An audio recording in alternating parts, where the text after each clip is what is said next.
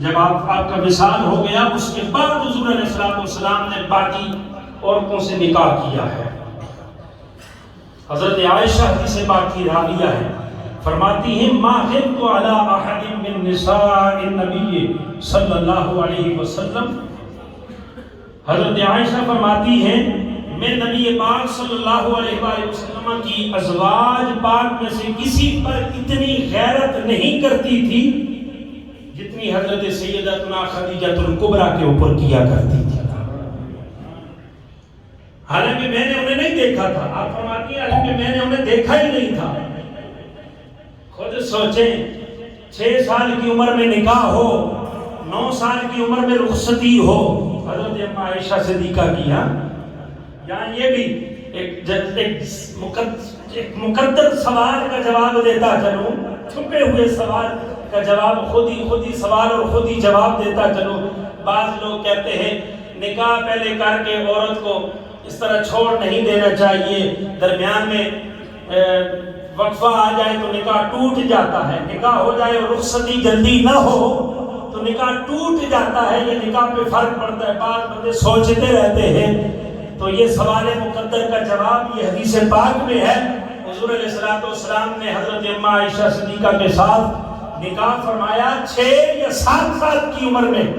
اور رخصتی فرمائی 9 سال کی عمر میں۔ حضور علیہ السلام نے 2 سال کے بعد رخصتی کی، تو بچی کا نکاح پہلے کیا جائے رخصتی بعد میں کی جائے، اس میں کوئی حرج نہیں، میرے مصطفیٰ کا عمل شریف ایسے ہی تھا، کوئی نکاح پہ فرق نہیں۔ تو کہتی ہیں میں نے دیکھا ہی نہیں تھا حضرت خدیجہ الکبریٰ کو، لیکن حضور ان کا بڑا ذکر فرماتے تھے، حضور علیہ السلام ان کا بڑا ذکر فرمایا کرتے تھے۔ بہت مرتبہ کثرت کے ساتھ حضور علیہ السلام بکری ذبح کرتے،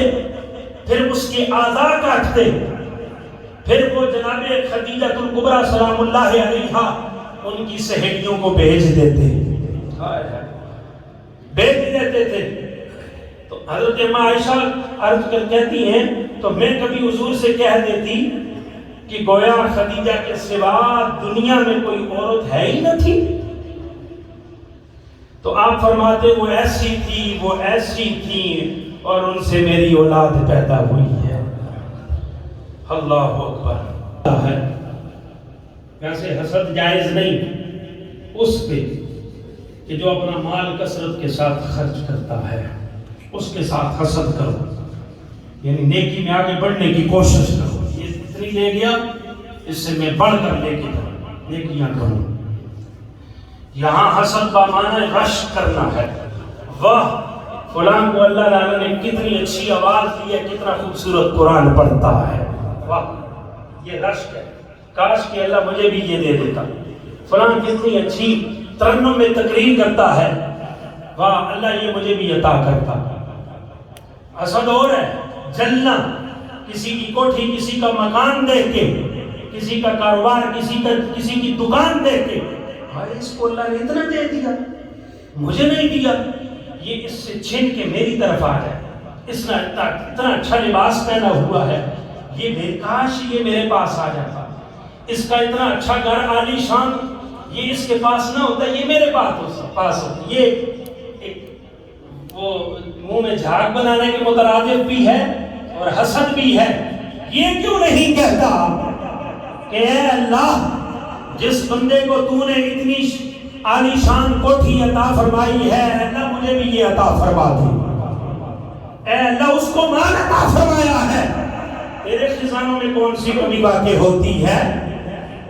اے اللہ اگر تو سب لوگوں کو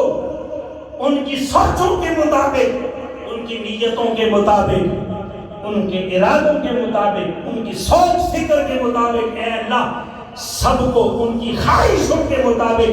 تو مال دے بھی دے، تو تیرے خزانوں میں اتنی کمی بھی نہیں آتی جتنی وہ پرندہ چونچ ڈال کے اس سمندر سے پانی ایک قطرہ لے کے چلا جاتا ہے، اتنی کمی سمندر میں نہیں آتی۔ مولا تیرے خزانوں میں بھی اتنی کمی نہیں آتی، تو اپنی مرضی سے لوگوں کے خواہشوں کے مطابق مولا اگر تو سب کو تو اتنا مال عطا فرما دے، میری تو یہ شان ہے۔ یہ توحید ہے، یہ رب کی شان ہے، اور ہم اس طرح اللہ کی توحید بیان کرتے ہیں۔ ہم حضور کی شان پہلے خدا کی توحید، خدا کی شان ہے، اس کے بعد تو مقام مصطفیٰ ہے۔ تو حضرت اماں عائشہ کہتی ہے حضور علیہ السلام فرماتے بکری ذبح کرتے، اس سے یہ بھی پتا چلا اپنے مرحومین کے ایصال ثواب کے لیے یہ عمل کچھ نہ کچھ کرتے رہنا چاہیے، ان کو خبر بھی ہوتی ہے اور وہ خوش بھی ہوتے ہیں۔ ہاں؟ جو اپنی ماں کی سہیلیاں ہیں، خالائیں ہیں، ان کی خدمت کی جائے، جس طرح یہ خوشیوں کے مواقع آتے ہیں نا، عید کا موقع آ گیا، دے دیا، ادھر دیں گے خالہ کو، دیں گے والدہ کی سہیلی کو، ادھر قبر میں برزخی زندگی میں والدہ خوش ہو جائے، واہ میرے پترا واہ، خوش رہ تو، سدا بستا رہے تو، والد کے بھائیوں کے ساتھ، چچاؤں کے ساتھ، تاؤں کے ساتھ، اور اسی طرح اپنے باقی والد کے دوستوں کے ساتھ وہی ادب، وہی احترام، وہی والا پہلو احترام والا رکھیں گے،